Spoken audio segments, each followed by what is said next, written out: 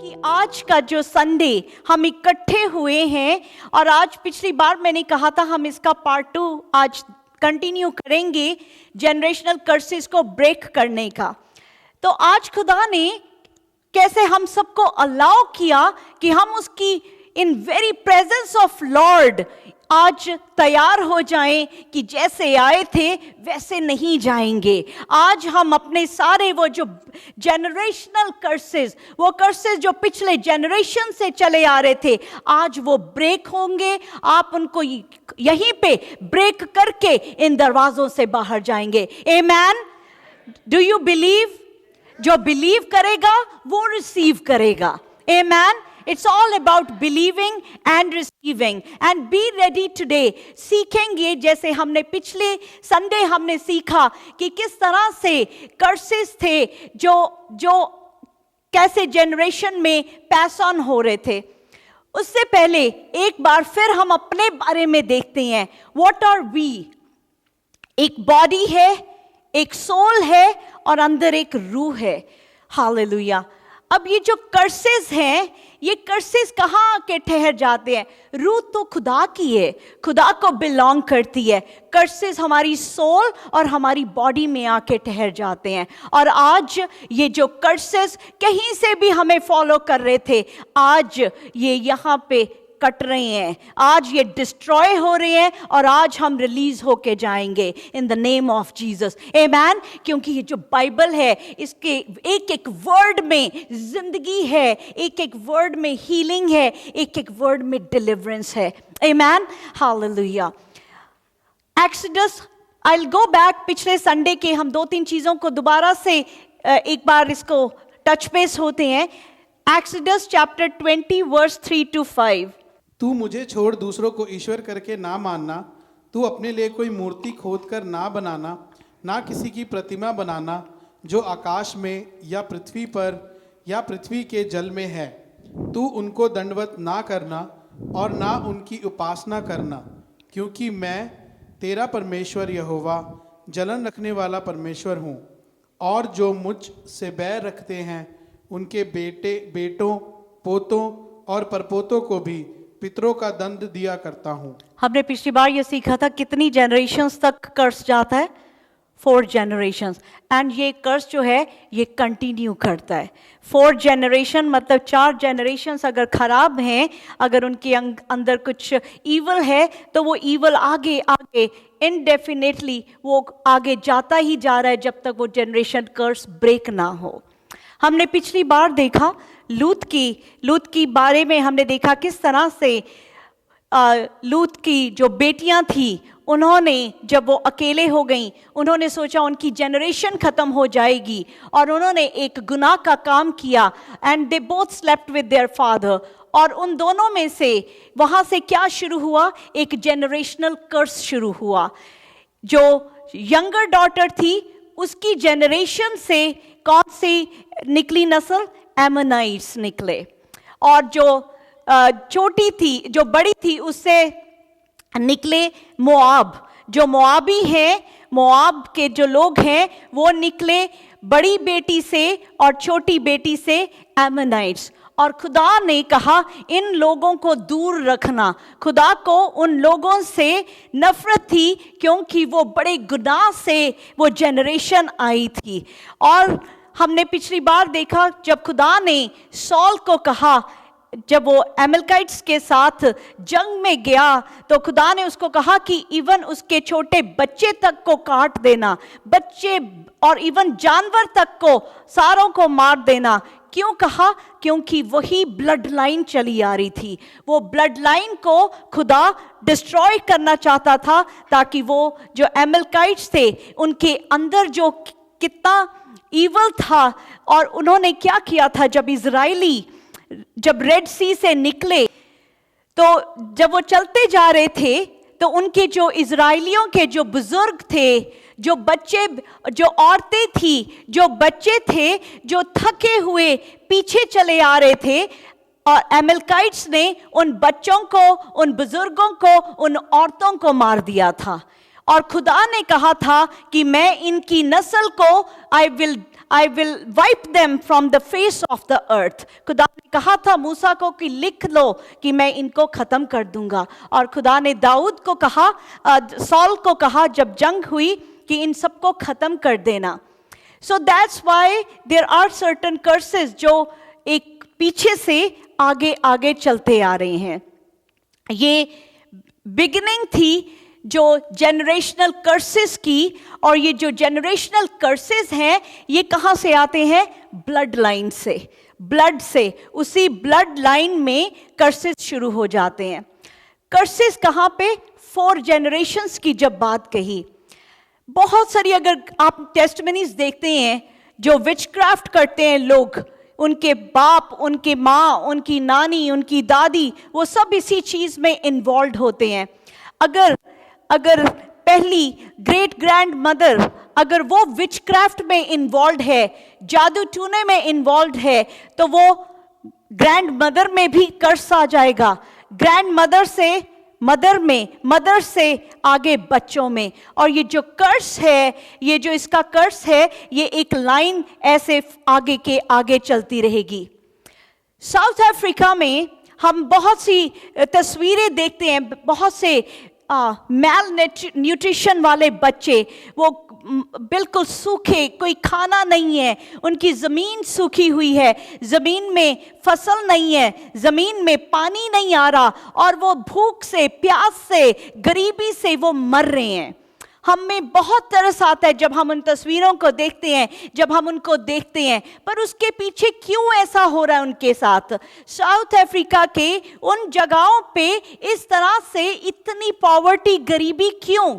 इसलिए कि उनके पीछे से जितना विचक्राफ्ट उस कंट्री में था, उतना विचक्राफ्ट कहीं पे भी नहीं था. वो इतना विचक्राफ्ट करते थे कि आज वो जो लैंड है वो कर्स्ड हो गई है. वो कर्स हो गया वहाँ पे कि अब वहाँ पे रोटी पानी उगनी बंद हो गई है, बारिश समय पे पड़नी बंद हो गई है, क्योंकि उन्होंने इतना गुनाह किया खुदा के अगेंस्ट. और वो जो कर्स है वो जनरेशन टू जनरेशन आगे चलता आ रहा है.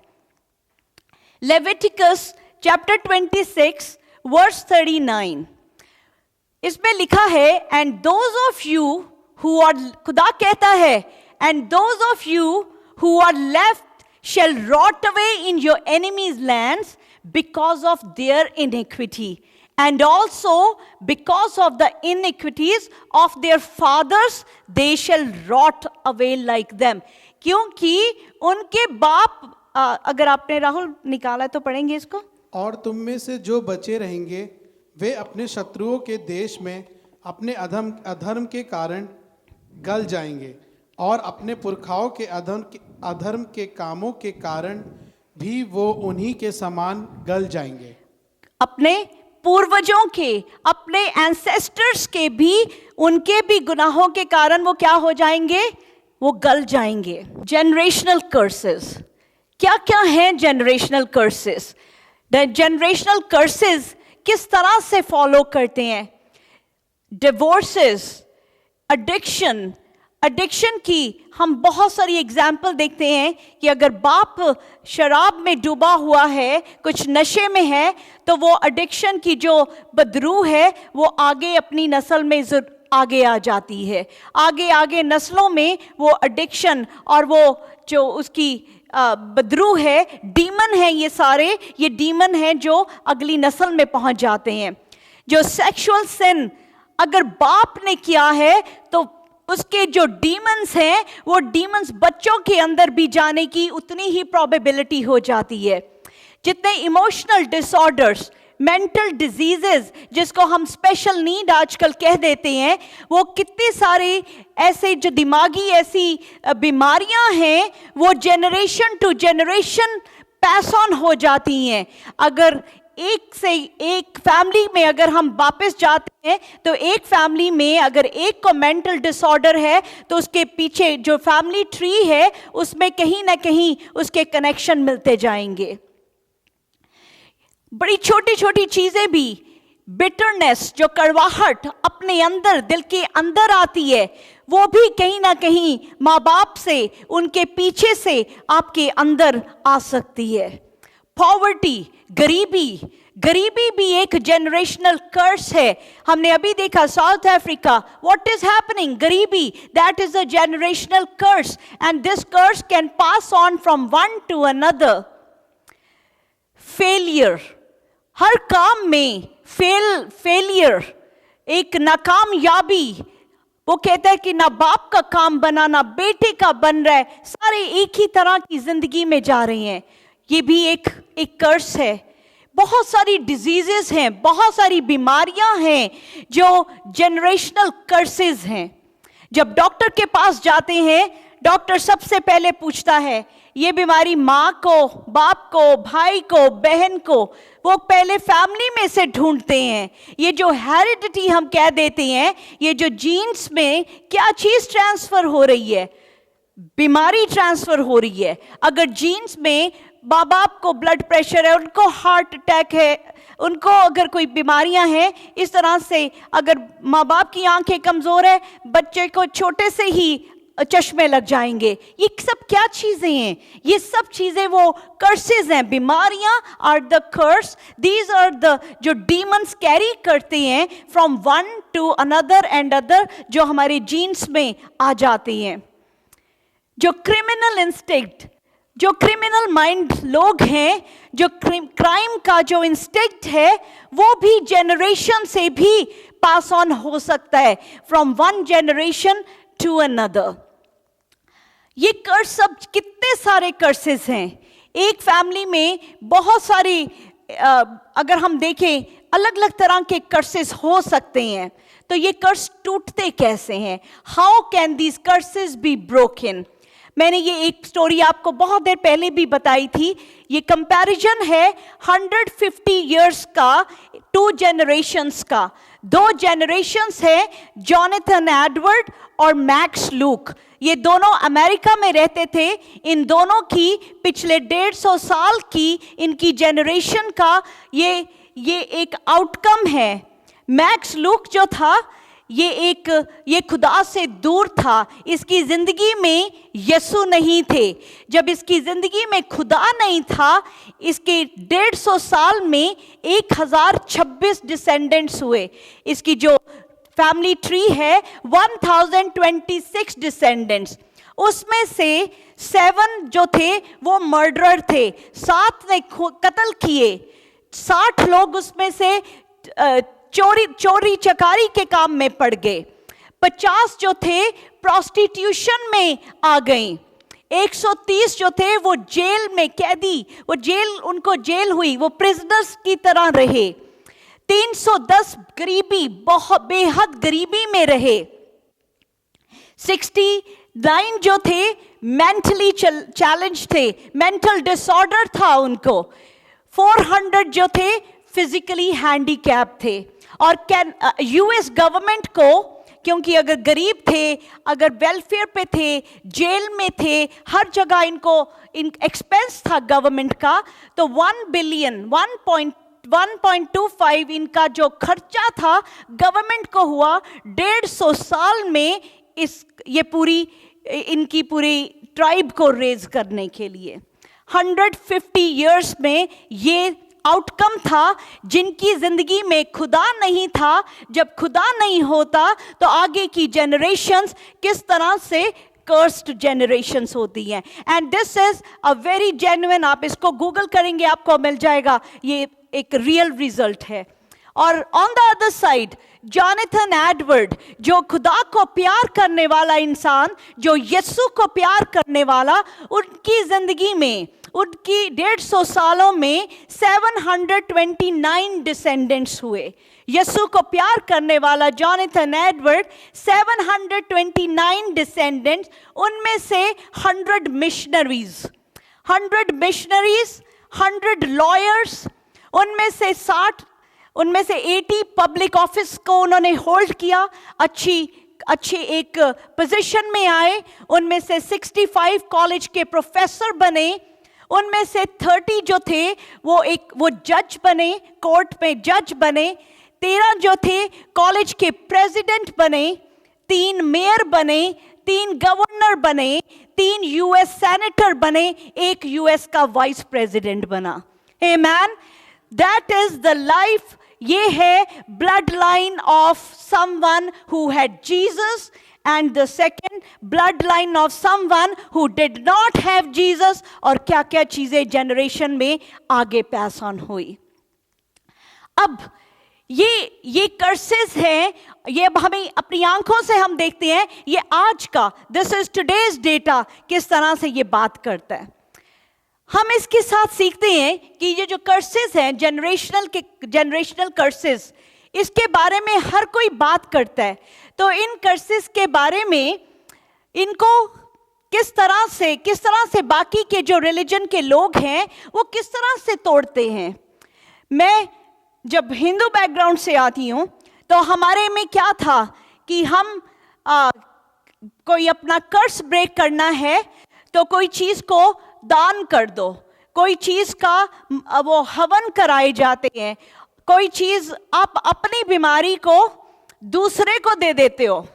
आपकी ख़त्म नहीं होते कर्स, आप कुछ ऐसे मंत्र, ऐसे पूजा पाठ कराते हो कि आपका अपना कैसे ख़त्म हो, दूसरे को ट्रांसफर करके.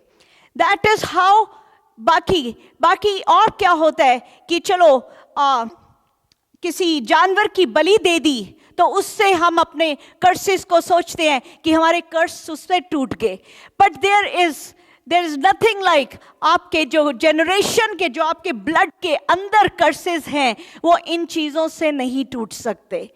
तो ये किस तरह से टूटते हैं? Let's go back. हमने देखा जो लूत की जो बेटी थी, उसकी जनरेशन, जो लूत की बेटी के साथ जो ब्लड लाइन शुरू हुई मोआब की, तो उसने मोआब की में जो उसकी बड़ी बेटी से जो जनरेशन आई, उससे किस तरह से उसने अपने उस कर्स को ब्रेक किया. मोआब की ये जो इस ब्लड लाइन में से कौन आई? Ruth came from the bloodline of Moab. Moab जो कहाँ से आया था, जिसका क्या था, एक बहुत ही एक गंदा ब्लड था जिसको खुदा नफरत करता था. पर वहाँ से रूथ आई. अब रूथ किसकी बहू थी? नयोमी की. और उसके जब दोनों बेटे मर जाते हैं तो नयोमी अपनी दोनों बहुओं से कहती है कि तुम लोग अपने घरों में चले जाओ, क्योंकि मेरे बेटे मर गए हैं तो मैं तुम्हें कुछ नहीं दे सकती. उनमें से जो रूथ थी, रूथ ने कहा कि वो रोने लगी. रूथ कहने लगी कि मैं नहीं जाऊंगी तुम्हें छोड़ के. रूथ चैप्टर 1 वर्स 16 और 17 में रूथ उसको कहती है, do not urge me to leave you और return from following you, for wherever you go I will go, and where you lodge I will lodge. Your people shall be my people and your God my God. और नयोमी का God कौन था? यहोवा खुदा. Hallelujah. अब नयोमी का खुदा कौन था? यहोवा खुदा. और उसने अपने मुंह से, रूथ ने क्या किया? एक कन्फेशन किया. उसने क्या कन्फेशन किया अपनी जबान से? उसने जबान से कहा, उसने कहा, तेरे लोग मेरे लोग, तेरा खुदा मेरा खुदा. और उसने उस वक्त में क्या किया? जब जैसे ही उसने कहा तेरा खुदा मेरा खुदा, उसने यहोवा खुदा को अपना खुदा कबूल किया. और जैसे ही उसने यहोवा खुदा को अपना खुदा कबूल किया, उसके कर्स वहां पे रिनाउंस किया, उसने उसके कर्स ब्रेक हुए. और हम देखते हैं कि किस तरह से इब्राहिम की नस्ल से आगे जूडा, उसके फरेज, और उसके बाद उसकी नस्ल से आया बोआज. और बोआज वो था जिसके साथ रूथ ने शादी करी, और उसकी शादी उसकी सास नयोमी ने करवाई. नयोमी ने बोआज के साथ रूथ की जब शादी हुई, और रूथ और बोआज की आगे आने वाली नस्ल में से यीशु आए. आमेन. किस तरह से कर्स ब्रेक हुआ?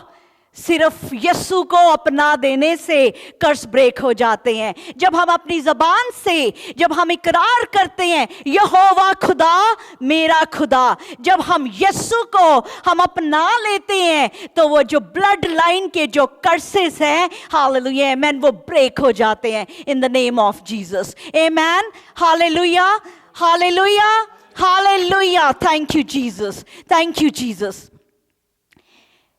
ये तस्वीर मेरे दिल के बहुत करीब है। इसके पीछे एक ऐसी ही जनरेशनल कर्स किस तरह से ब्रेक हुआ था, उसकी एक स्टोरी है। 3 साल पहले हम एक परिवार से मिले, ये जिनकी तस्वीर है मेरे साथ, प्रीति। इनके जो हस्बैंड देवेंद्र बहुत शराब में डूबे हुए थे, बहुत शराब में पूरी तरह से रिहैब में उनको डाला जाता, वहाँ से निकलते फिर शराब में डूब जाते। इन्होंने जीसस को रिसीव किया, इनके दोनों छोटे बच्चों ने यीशु को रिसीव किया। 3 साल पहले इन्होंने बैप्टिज्म लिया, इनके दोनों बच्चों ने बपतिस्मा लिया और ये जीसस में आए। इनके जो हस्बैंड थे वो यीशु में नहीं आ रहे थे। 7-8 महीने इंडिया में रिहैब में रहे और उसके बाद जब वो वापस आए तो हमारी मंथली मीटिंग थी। हम हर सैटरडे को, लास्ट सैटरडे, हर मंथ के लास्ट सैटरडे हमारी मंथली मीटिंग होती है। उस मंथली मीटिंग में देवेंद्र भी आए। आज भी मुझे याद है, राहुल जहां आप बैठे हैं, आपकी 2 सीट पीछे छोड़ के वो वहां बैठे हुए थे। और उस दिन जब कलाम खत्म हुआ और मैंने सबसे कहना शुरू किया कि आज का दिन है, आप यीशु को अपना लें, यीशु को रिसीव कर लें। और मैं इस पिलर के पास खड़ी थी, ऐसे मैंने अपना हाथ उनकी तरफ बढ़ाया, वो बीच में बैठे थे, मैंने ऐसे अपना हाथ उनकी तरफ दिया और कहा कि देवेंद्र, आज आप भी यीशु को रिसीव कर लें। जैसे ही मैंने अपना हाथ आगे ऑफर किया, उन्होंने अपने हाथ जोड़े और पीछे हो गए और मुझे कहा नहीं। उनका नहीं था उस वक्त, पर उस वक्त वो होली स्पिरिट था जिसने मेरे हाथ को वैसे ही रखा। और उस वक्त मैंने उनसे कहा, यहाँ बैठे थे, मैंने कहा देवेंद्र, ये आज मेरा हाथ नहीं है, ये आज यीशु का हाथ है। मैं नहीं बुला रही, आज यीशु बुला रही हैं। आज इनकार मत कर, आज ये हाथ पकड़ और आजा आगे और यीशु को अपना ले। और उसी सेकंड में वो एक स्पिरिट थी, एकदम झटके से वो स्पिरिट उनको छोड़ के गई। ही वॉज सिटिंग देयर, वो इविल स्पिरिट उनको छोड़ के गई एंड ही केम आउट। उन्होंने मेरा हाथ पकड़ा, यहाँ पे आए और उन्होंने घुटने टेके और उस दिन यीशु को रिसीव किया। जिस तरह रूथ ने कहा था, तेरा खुदा मेरा खुदा, उन्होंने इस जगह पे यीशु को रिसीव किया। इसके बाद ये नेक्स्ट मंथली मीटिंग आई। उस मंथली मीटिंग के बाद 1 महीने बाद नेक्स्ट मंथली मीटिंग।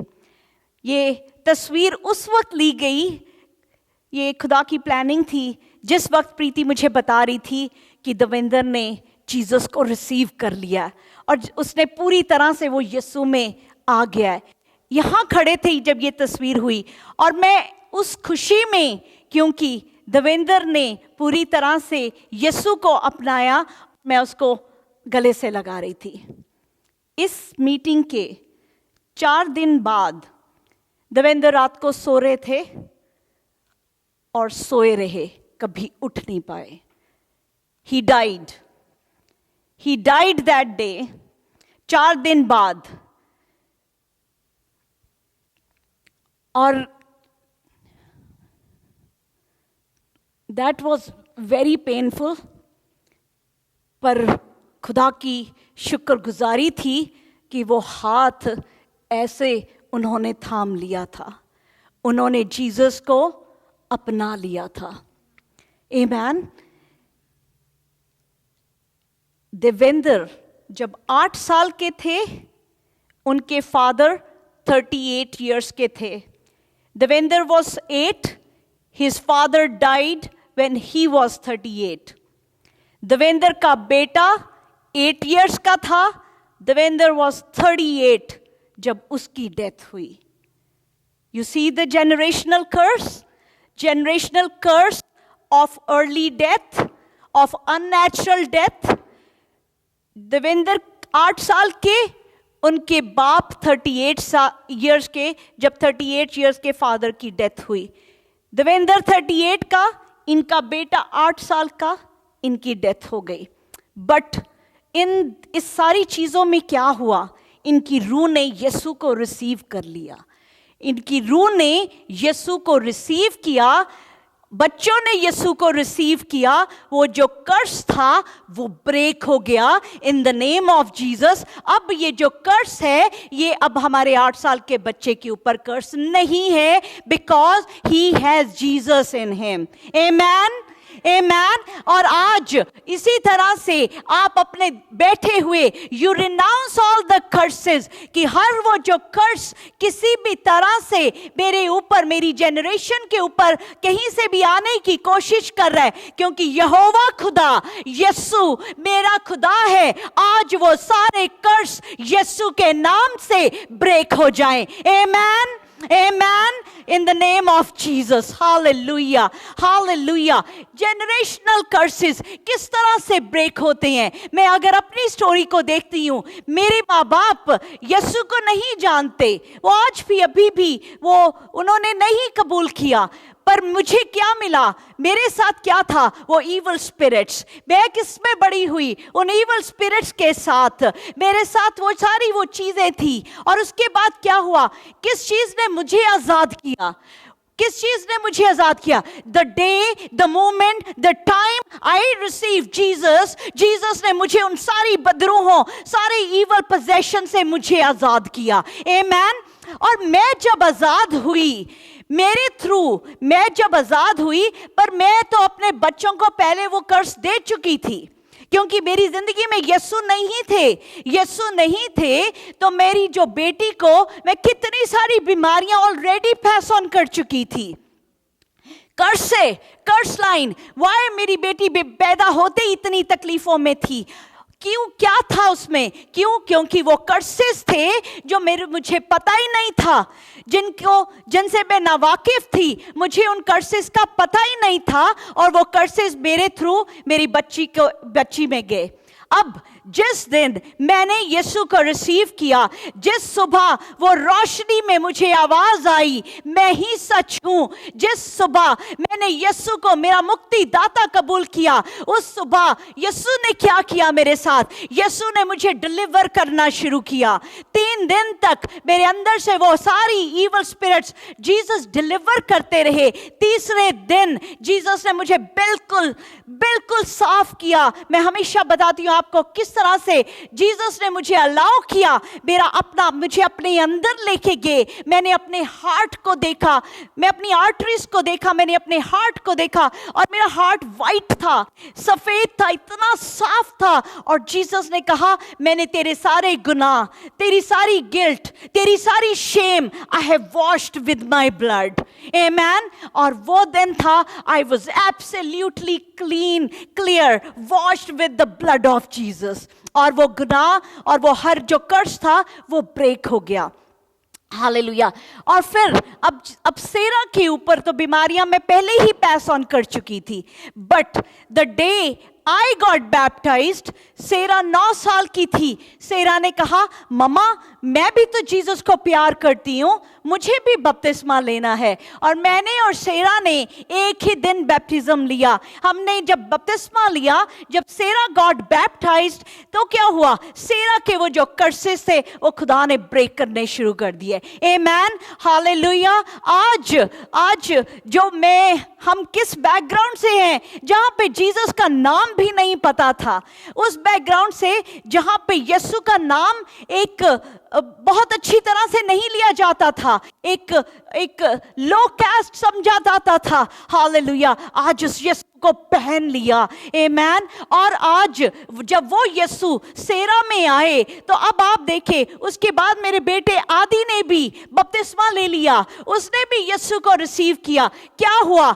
जनरेशनल कर्स का, जो ब्लड लाइन का कर्स था, वो ब्रेक हो गया। आमेन। अब क्या है? अब सेरा मुझे कहती है, mama my generation is gonna love Jesus. Exodus में जीसस ने क्या कहा? जो मुझे प्यार करते हैं उनकी हजारों जनरेशंस को मैं ब्लेस करूंगा। आमेन। और आज अपनी हजारों जनरेशन की ब्लेसिंग को आप रिसीव करें। कहें, my generations, thousands of generations are blessed in the name of Jesus. आज क्लेम करें। हो सकता है आप आज सिंगल हैं, आज अनमैरिड हैं, you don't have kids, आप खुद ही किड हैं, but you are gonna have generations। और आज आप क्लेम करें, क्योंकि हालेलुया, जो क्लेम की हुई बातें हैं, जो जुबान से निकली हुई बातें हैं, वो ठहर जाती हैं और वो पूरा अपना रूप लेती हैं। They are gonna take shape when you are gonna have your generation, और खुदा उनको ब्लेस करेगा। Hallelujah, your generations are going to be blessed। आज रिसीव करें कि अगर कोई कर्स किसी भी डायरेक्शन से आपको कहीं से भी फॉलो कर रहा था, गरीबी का, लाचारी का, बीमारी का, किसी दुख का, किसी तकलीफ का, किसी भी का, आज वो यीशु के नाम से रिनाउंस करते हैं। क्योंकि आज हम यीशु के नाम से हम कहते हैं, यीशु मेरा खुदा। हालेलुया, यीशु मेरा खुदा, यीशु मेरा खुदा। मेरे ब्लड में अब किसका ब्लड है? यीशु का ब्लड। मेरी ब्लड लाइन बदल गई, मेरा डीएनए बदल गया, मेरा डीएनए यीशु का डीएनए बन गया। आमेन। और यीशु डीएनए बदलने की ताकत रखता है। जब यीशु आ जाता है, डीएनए बदल जाते हैं। जब यीशु आता है, वो नए ऑर्गन्स दे देता है। जब यीशु आता है, जिंदगियां बदल जाती हैं। यीशु आता है, ये एनिमी भाग जाता है। आमेन। आमेन। ऐसा ऊंचा होना चाहिए जो मैं हमेशा मांगती हूँ। Amen. Hallelujah, hallelujah, hallelujah, hallelujah. Thank you Jesus. Hallelujah. Exodus 26 में क्या लिखा? हालेलुया। इसको लिख लें। ये वर्सेस आज खाली पढ़ने और सुनने को और यहाँ पे छोड़ने के नहीं जाने। You are not leaving this verses here. ये वर्सेस जो हैं छोड़ के नहीं जाएंगे, लेके जाएंगे साथ में। एक्सोडस 26 में खुदा ने कहा, but showing steadfast love to thousands of those who love me and keep my commandments. और हम उसको प्यार करने वाले और उसके कमेंडमेंट में चलने वाले। ये खाली बाइबल को माथा नहीं टेकना, इस बाइबल को तकिए के नीचे रख के सोना नहीं है। इस बाइबल को सुबह दुआ करी, रात को दुआ करी, नो, इस पे चलना है। क्या लिखा? When you keep my commandments. पहली चीज हमने जनरेशन की, हमने ब्लेसिंग्स तो रिसीव कर ली, बट तब मिलेगी जब हम इन कमेंडमेंट्स पे चलेंगे।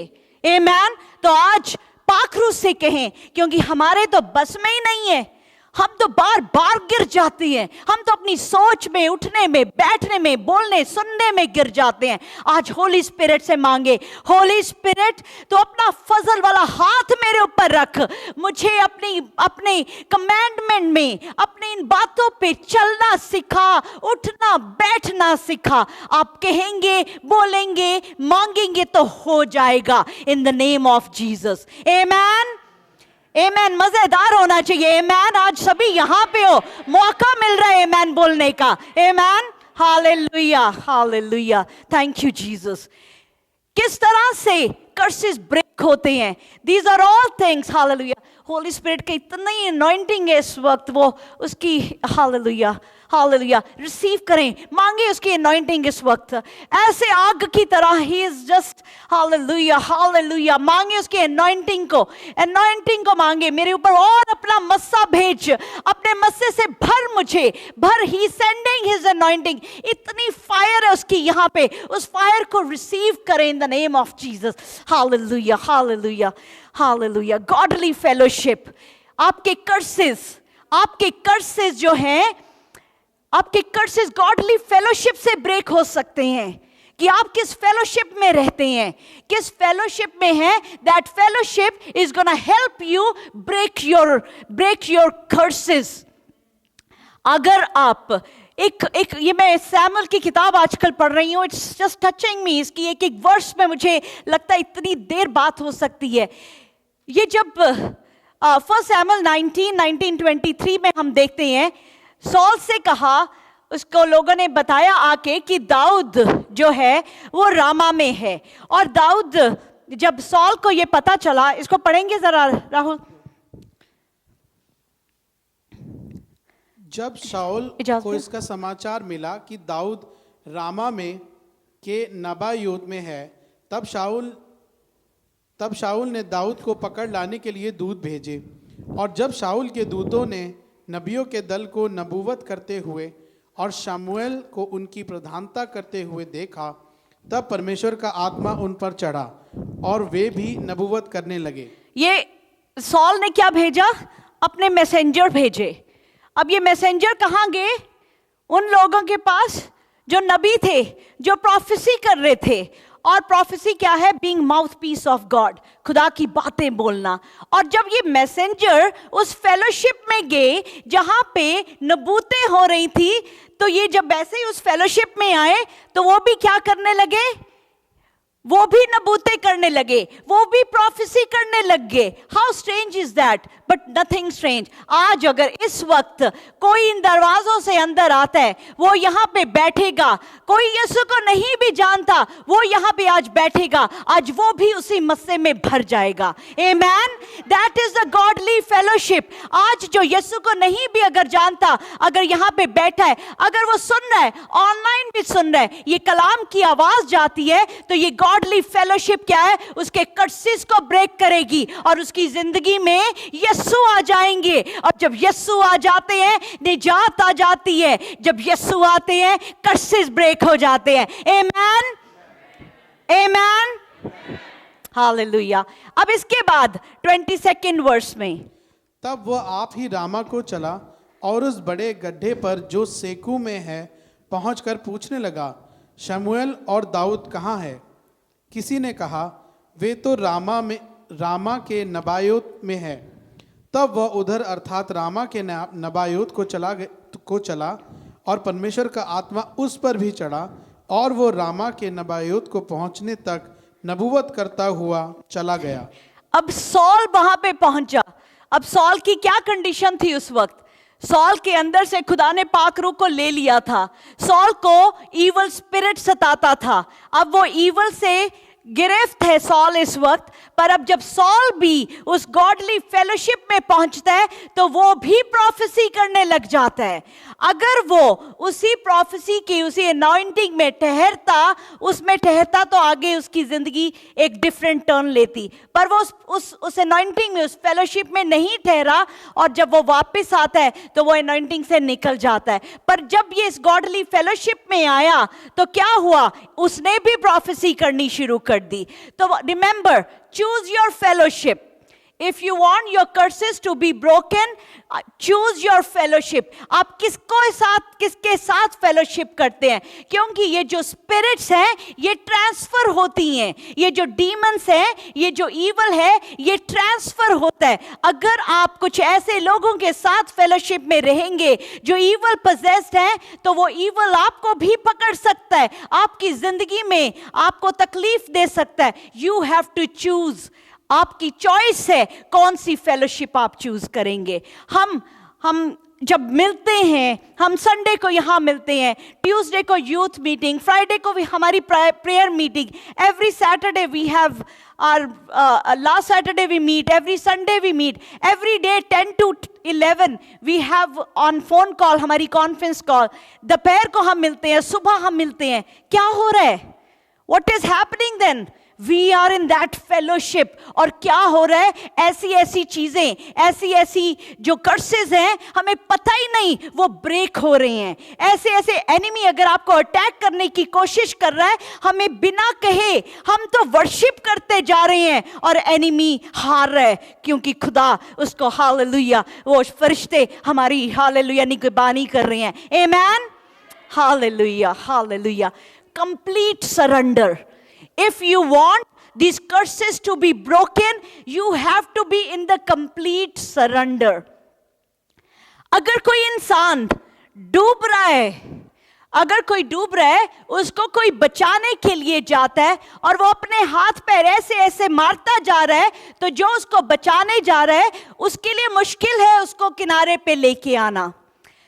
पर अगर जो डूब रहा है वो बिल्कुल सरेंडर करके खड़ा हो जाए शांत होके, तो उसको इजी है पकड़ के किनारे पे लेके आना।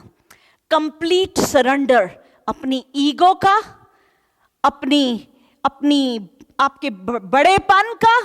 हम वी कुड बी हियर, हमें पूरी बाइबल का एक एक वर्ड शायद आता हो, हम टॉप वर्शिपर हो सकते हैं, हम टॉप दुआ करने वाले हो सकते हैं, बहुत कुछ है।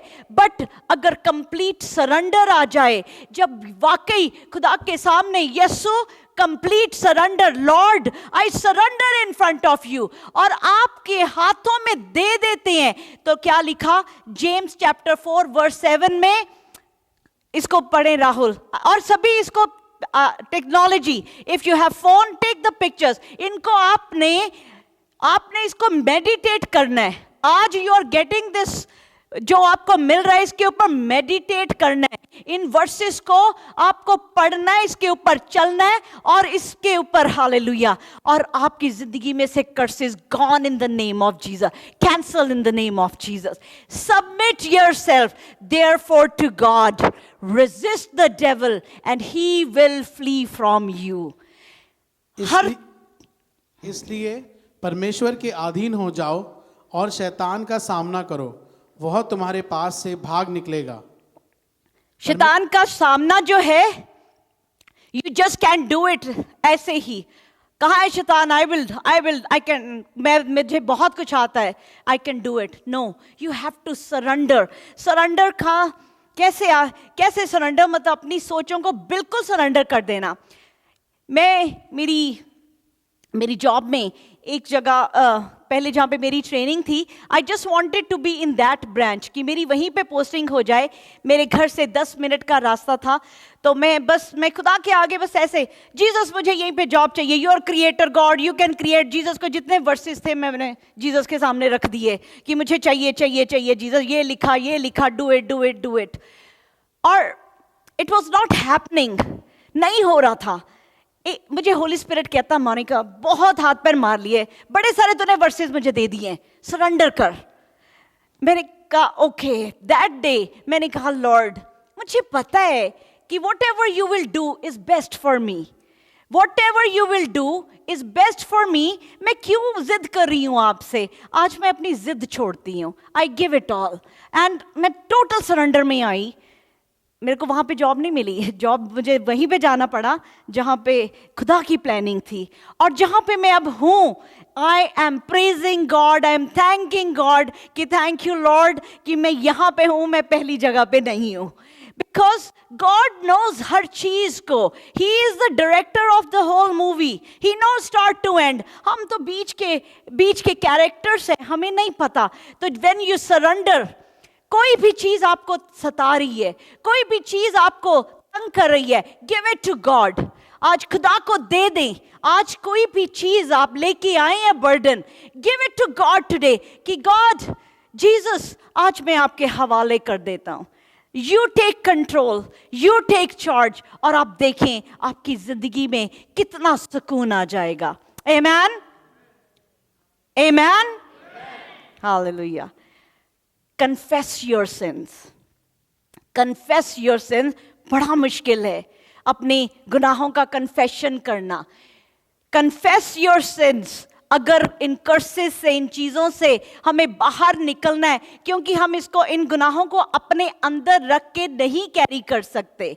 खुदा चाहता है, जेम्स चैप्टर 5 वर्स 16 में लिखा, Therefore confess your sins to one another and pray for one another that you may be healed। क्योंकि you may be healed, ये हमारी दिमाग में कुछ तकलीफ हो सकती है, हमारे शरीर में कुछ तकलीफ हो सकती है। ये कैसे हीलिंग होगी? अगर हम सिंस की कन्फेशन करेंगे, I have come across so many people जिनको डरावने ख्वाब आते थे, जिनको बहुत सारी चीजें, ये जिन भूत ईवल सब सताता था. The moment they opened their mouth, और उन्होंने अपनी जिंदगी की बहुत सी बातों का जैसे ही कन्फेशन किया, क्योंकि जो कन्फेशन है खुदा के सामने तो मोस्ट इजी है. खुदा को तो सब पता है, जीसस सॉरी मैंने ये भी किया, ये भी किया, ये भी किया. पर किसी और के साथ कन्फेस कर पाना, that's the hardest thing to do. बहुत मुश्किल है कि अपनी गुनाह का किसी और के सामने अपने आप को सामने रख पाना. हर एक के साथ नहीं कर सकते. दिस डजंट मीन कि अगर ये देखा, जिसको देखा उसके साथ आप कर दें. You have to find the right person जो उन कन्फेशंस को अपने तक रख सके, जो जजमेंट ना पास करे आपके ऊपर.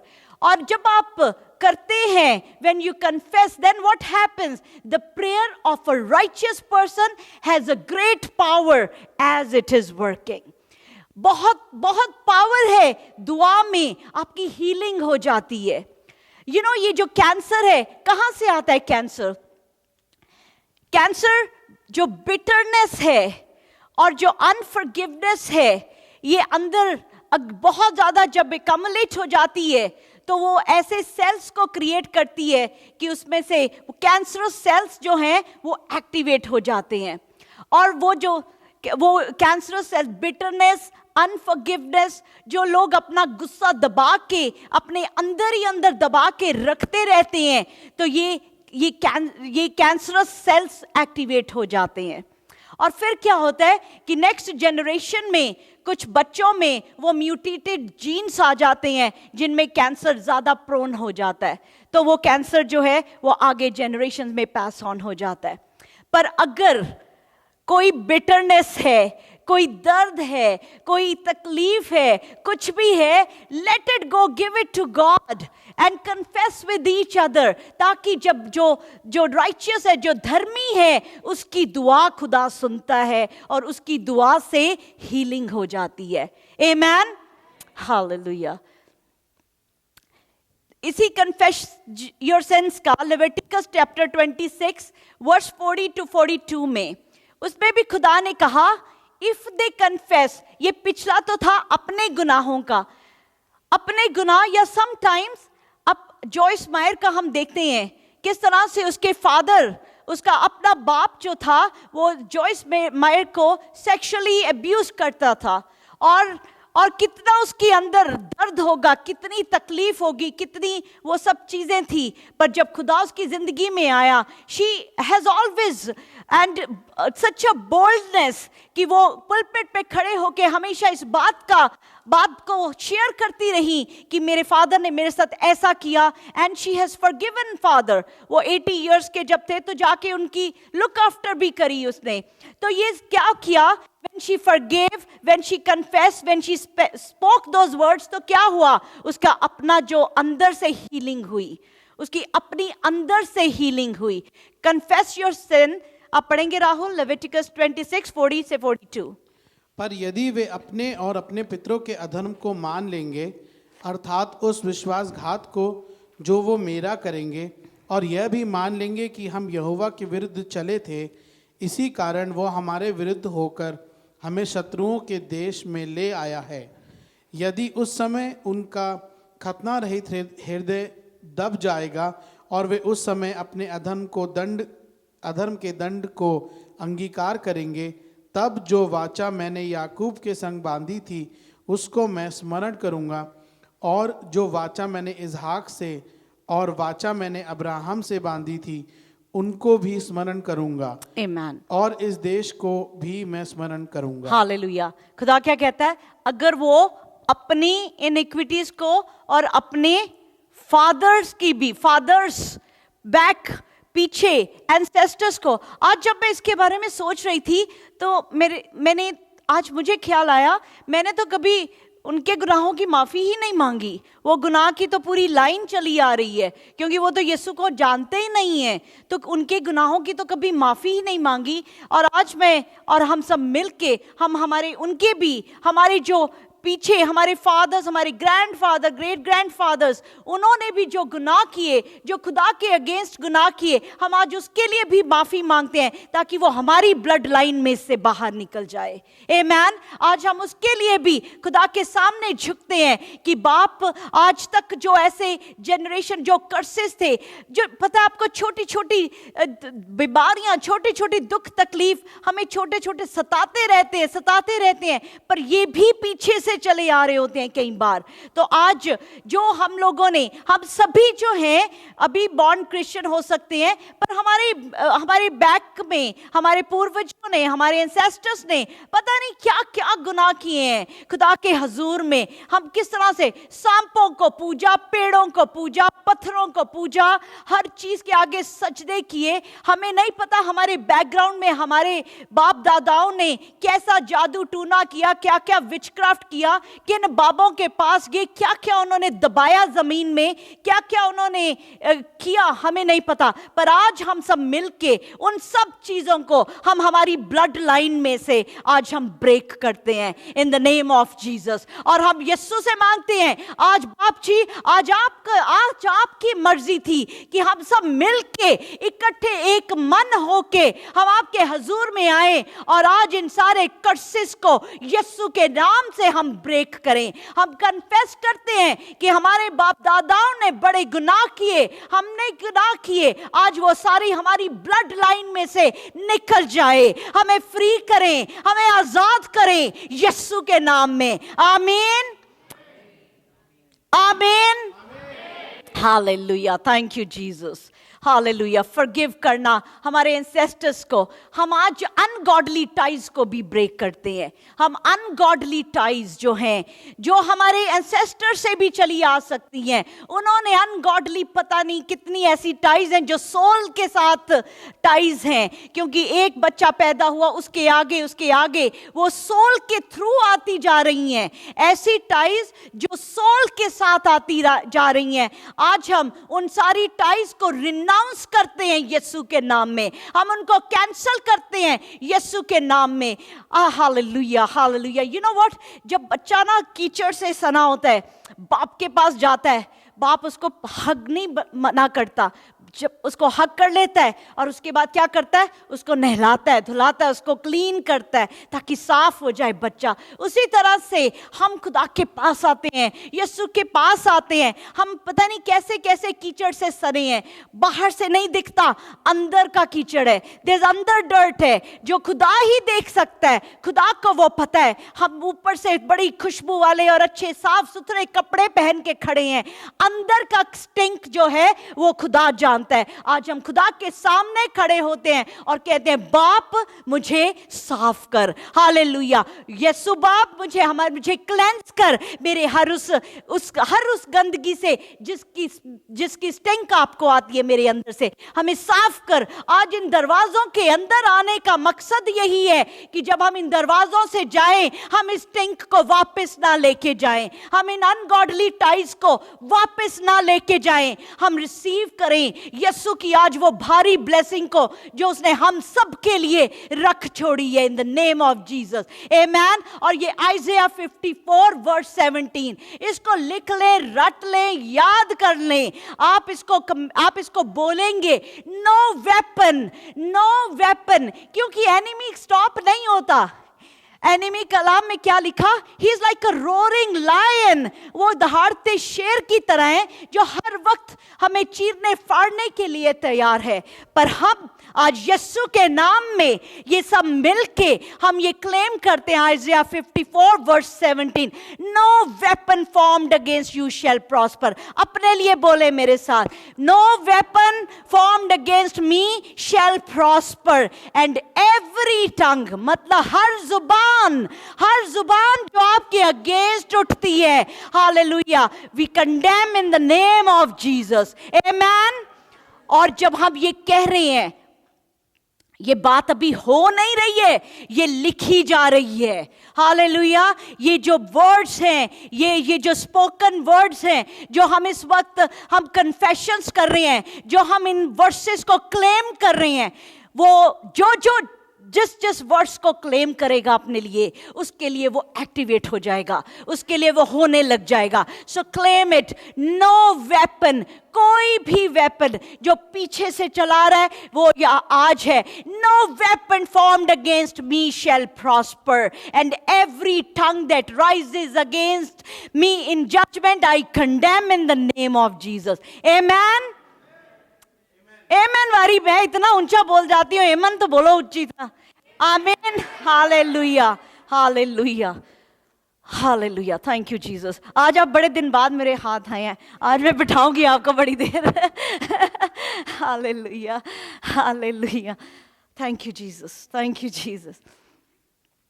Hallelujah. Command demons to leave. इन डीमंस को जीसस के नाम में ये थर थर कांपते हैं. Do not let them haunt you. Do not let them sit inside you. Do not let them sit in your house. अपने घर के अंदर, अपने फाइनेंसेस के अंदर, अपनी सेहत के अंदर, अपनी जॉब के अंदर, अपने बिजनेस के अंदर, अपनी गाड़ी के अंदर, अपनी हर चीज के अंदर इनको नहीं आने दें. कमांड करें, आउट ऑफ अस, आउट. आज कमांड करें हर उस डीमन, हर उस अनक्लीन स्पिरिट, हर वो अनगॉडली स्पिरिट जिसने कैसे भी आपको पकड़ा है, आज उसको कहें आउट ऑफ माई लाइफ. बोले, कन्फेस, कमांड करें मेरे साथ. We all have that power in the name of Jesus. यीशु के नाम में खुदा ने हम सबको पावर दी है. और आज हम इन सारे डीमंस को आज हम कमांड करते हैं कि go out of my life. मेरी बॉडी से बाहर, मेरी स्पिरिट से बाहर, मेरी सोल से बाहर, मेरे फाइनेंसेस से बाहर, मेरी गाड़ी से बाहर, मेरे बच्चों की जिंदगी से बाहर. Hallelujah, hallelujah. मेरी बिजनेस से बाहर, मेरी प्रॉस्पेरिटी से बाहर निकल. जो चीजें रोक रखी हैं, जो घर के रिश्ते, घर में जिस चीज को, प्यार को जो पकड़े बैठे हैं डीमंस, उनको कमांड करते हैं आउट. और हम ईमान रखते हैं कि यीशु का प्यार रिलीज हो जाए हर फैमिली में, हर हाउस होल्ड में. एडल्ट्री का बदरू, एडल्ट्री का जो डीमन है, आउट ऑफ दुआ का घर, out of every house hold in the name of Jesus. Hallelujah. जो demon, unclean, ungodly spirit, every spoken word जो वूम्ब की ब्लेसिंग को रोके बैठा है, आज हम यीशु के नाम से हुक्म देते हैं आउट ऑफ दुआ का घर in the name of Jesus, out of every house hold in the name of Jesus. Lord you are gonna restore. आप रेस्टोरेशन के खुदा हैं और आप रिस्टोर कर रहे हैं हर तरह की कर्जे की बदरू. कर्जा, डेट में रहना इज अ जनरेशनल कर्स. बाप बच्चा, बाप का कर्जा बच्चे के ऊपर, उसके आगे. आज हम वो सारे वो जो डेट की, वो जो कर्जे की बदरू है, उसको आज हम कहते हैं आउट ऑफ आवर फाइनेंसेस. हमारे घरों से, हमारी जिंदगी से बाहर निकले इन the name of Jesus. Amen. Hallelujah. Amen. Amen. Hallelujah, hallelujah, hallelujah, hallelujah. Thank you, Jesus. Thank you, Jesus. Blood of Jesus. Blood of Jesus. Blood of Jesus. Generational curse, ऐसा curse, वैसा curse, left, right and centre. No curse can stand in front of blood of Jesus. Amen, amen. और आज ईमान रखें, ये जब हम communion भी लेते हैं, जब ब्लड ऑफ जीसस पीते हैं, इट्स नॉट अ रिचुअल. वो सच में यीशु का लहू है जो हमारे अंदर जाता है. हालेलुया. Blood of Jesus. आपको पता है हम तो गुनहगार हैं, हमारे गुनाह तो यीशु ने ले लिए अपने ऊपर. पर हमारे, जब बाप हमारी तरफ देखता है, जब हेवनली फादर हमारी तरफ देखते हैं, तो उनको हमारे गुनाह नहीं नजर आते. क्या नजर आता है? यीशु का blood. The blood of Jesus, यीशु का लहू नजर आता है. जब अब यीशु को रिसीव करते हैं, जब हम यीशु को अपना सेवियर मान लेते हैं, जब यीशु हमारा हर चीज बन जाता है, तो यीशु का लहू हमारे को भर देता है. हम यीशु के लहू से भर जाते हैं, सर से लेके पांव के तले तक. और जब बाप देखते हैं हमें ऊपर से, तो बाप को क्या नजर आता है? अपने बेटे का लहू. और बाप किस तरह से हमें प्यार करता है, प्यार किस तरह से हमें ब्लेस करता है. The blood of Jesus. Hallelujah. Blood of Jesus. Apply this blood of Jesus. हर वक्त अपने आप को, अपने बच्चों को, अपनी गाड़ी को, अपने घर को, अपने फाइनेंस फाइनेंसिस को, अपनी हेल्थ को, अपने एक एक ऑर्गन को यीशु के लहू में भर दें। आमेन, आमेन। यीशु के लहू में भरेंगे कैसे? जब यीशु से इश्क हो जाएगा, जब यीशु से इश्क हो जाएगा, जब यीशु से प्यार हो जाएगा, तब हमें हर चीज में यीशु नजर आएगा। और जब हर चीज में यीशु नजर आएगा, हम उसकी ब्लड की प्रोटेक्शन में आ जाएंगे। एनिमी देख नहीं सकेगा, एनिमी थर थर कांपेगा। ये कर्सेस, ये सब चीजें थरथराएंगी हमारे करीब आने के लिए, क्योंकि हालेलुया हम उसके लहू की कवरिंग में है। हिब्रू 9:22 पढ़ेंगे राहुल। हिब्रू 9:22। सच तो यह है कि व्यवस्था के अनुसार प्राय सब वस्तुएं लहू के द्वारा शुद्ध की जाती हैं और बिना लहू बहाए पापों की क्षमा नहीं। बिना, without the shedding of blood there is no remission, and according to the law almost all things are purified with the blood। और हम किस चीज के से प्योरीफाई हुए? बोले हालेलुया, यीशु का लहू। आमेन, हालेलुया, यीशु का blood, blood of Jesus. Hallelujah, her time इसमें डूबे रहें और गुनाह आपके करीब नहीं आएगा और आप गुनाह के करीब नहीं आएंगे। आमेन, हालेलुया। रिपेंटेंस, रिपेंट करना है, रिपेंट करना है, जो हम बहुत कम कर पाते हैं। Repentance for everything. Hallelujah. 1 John 1 chapter 7 और 9 में लिखा, but we walk in the light as he is in the light. We have fellowship with one another, and the blood of Jesus Christ, his son, cleanses us from all. If we confess our sins, he is faithful and just to forgive our sins and to cleanse us from all unrighteousness. हर तरह की unrighteousness से खुदा का blood हमें cleanse कर सकता है, वो चाहे जनरेशन से है चाहे हमारा अपना है। आज रिपेंटेंस करेंगे, खुदा के सामने आएंगे। और ये कुछ वर्सेस है, मैं चाहती हूँ आप इनको ज़रूर नोट करें, क्योंकि ये आपके बहुत आपको ये काम आएंगे when you speak to lord, when you speak to yourself. क्योंकि लिखा again, submit to God, resist the devil and he will flee. Amen. Deuteronomy 30 और 19 में लिखा, I call heaven and earth as witnesses today against you, that I have set before you life and death, blessing and cursing. Therefore choose life. Choice किसके पास है? Choice आपके हाथ में है। हर वक्त में, हर वक्त में, in every step of your life, आप क्या चूज करते हैं, that is gonna decide what you're gonna get. Are you gonna get blessing or curse? Choose life that both you and your descendants may live, ताकि आप और आपकी आने वाली जनरेशन जो है वो हमेशा वो रह सके। एक और बात कहते हुए मैं खत्म करूंगी। कई बार हमारे ऊपर कोई लोग गलत बात बोल देते हैं, कोई कर्स बोल देता है, कोई कुछ बोल देता है, पर ईमान रखें, Proverbs chapter 26 verse 2 कहता है, do not worry when someone curses you for no reason. Nothing bad will happen. Such words are like birds that fly past and never stop. अगर कोई आपको कर्स कर देता है, कोई कारण नहीं है, कोई रीजन नहीं है, तो वो कर्स आपके ऊपर नहीं ठहर सकता, क्योंकि वो कर्स के जो वर्ड्स बोलेंगे वो उस बर्ड की तरह है जो यहां उड़ा वहां उड़ा और चला गया, जिसका कोई ठिकाना नहीं है। आमेन। और आप रिसीव करें। और अगर किसी ने कुछ बोला, आज हम वो भी कैंसिल करते हैं। आमेन। और अपने वर्ड्स को खुद अपने वर्ड्स को संभाल लें। अपने बच्चों के ऊपर ब्लेसिंग बोला करें, अपने हस्बैंड वाइफ के ऊपर ब्लेसिंग बोला करें। नेवर से तू तो निकम्मा, तू कुछ कर नहीं सकता, तू किसी काम का नहीं।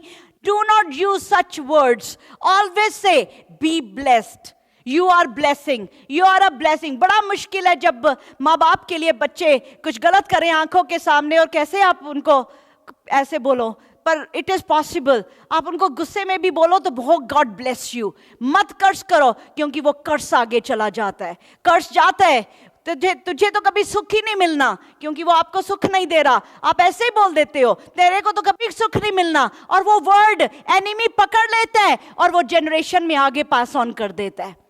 डू नॉट से एनी वर्ड्स, तू तो निकम्मा किसी काम का नहीं। बहुत से मेरी अपनी आंखों से विटनेस किए हैं। यंग जो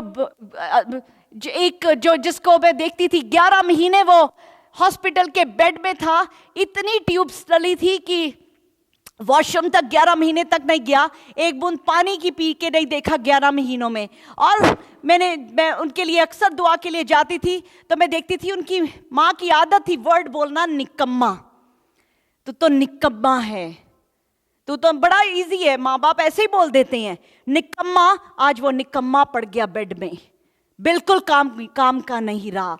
तो अपने मुंह से कर्सेस मत बोलें, अपनी जनरेशन को ब्लेस करें। सुबह दोपहर शाम अपने घराने को, अपने चर्च को, अपने पास्टर को, अपने हर किसी को ब्लेसिंग बोलें, क्योंकि जब आप ब्लेसिंग बोलेंगे वो ब्लेसिंग आपके लिए भी ठहर जाएगी। आमेन, आमेन, हालेलुया। और ईमान रखें, जॉन 8:36, ये तो पढ़ दो राहुल। जॉन 8:36, जिसको बेटा आजाद करता है, if the son therefore shall make you free, you shall be free indeed. Amen. ए ना छोटा सा रहा आमेन 10, पर अब राहुल आप पढ़ो, फिर आमेन मिलेगा। इसलिए यदि पुत्र तुम्हें स्वतंत्र करेगा तो सचमुच तुम स्वतंत्र हो जाओगे। Hallelujah, hallelujah, hallelujah, amen, amen. That's दुआ का घर। 3 महीने बाद आए ना, आदत भूल गई, कोई बात नहीं। नेक्स्ट संडे तक आमेन इज गोना कम बैक उसी जोश में। God bless you, God bless you. खुदा बहुत बरकत दे। और आज हम हालेलुया, हम खुदा के आगे let's pray, let's all pray, let's all pray. आज अपने लिए मांग के जाएं, रिसीव करके जाएं। लॉर्ड जीसस, आज आपने जो कलाम रखा ये आपकी तरफ से था। हमें तो पता ही नहीं था कि ये संडे को इस तरह से हम इकट्ठे हो पाएंगे, but you know everything Lord. और आपने आज का दिन ठहराया। आप चाहते हैं एक एक जान जो यहाँ मौजूद है और जो यहाँ नहीं आ सके, जो ऑनलाइन देख रहे हैं, जो आने वाले दिनों में भी देख रहे हैं, आज उनकी जिंदगी से हर तरह के कर्ज को आज हम यीशु के नाम से वॉइड करते हैं, उसको कैंसिल करते हैं, उसको ब्रेक करते हैं इन द नेम ऑफ जीसस। क्योंकि हमारा ईमान है, जिसको बेटा आजाद करता है, जिसको बेटा आजाद करता है वो आजाद है, जिसको बेटा आजाद करता है वो आजाद है in the name of Jesus. और यीशु, आपने हमें आजादी दी है, आपने हमें इन सब कर्सेस से आजाद किया है। खुदा बाप जी, आपके लहू ने, आपके क्रूस पे चढ़ने से हम सबको आजादी मिली। हम आज अपने लिए, हमारी आने वाली हजारों पुश्तों के लिए आज हम इन ब्लेसिंग्स को रिसीव करते हैं। हम रिसीव करते हैं हर कर्स आज यीशु के नाम से हमारी ब्लड लाइन से ब्रेक हो गया। हम रिसीव करते हैं। खुदा बाप, आज आपने हम सबको आजाद किया है। खुदा बाप, आज आपने एक एक को चुन चुन के, जिसके कानों में आपने चाहा उसके कान में ये कलाम किया। और जिसको आपने चुना, आज उसके लिए ये ब्लेसिंग रिलीज होती है। You are free indeed in the name of Jesus. आज आपने चाहा वो यहां पहुंचा। और खुदा बाप, आज पाखरू आज एक एक जान के ऊपर आपकी बरकत उठेल देते हैं इन the name of Jesus. Amen, amen, amen, amen. Thank you Jesus, thank you Jesus, thank you Jesus, thank you Jesus. Hallelujah.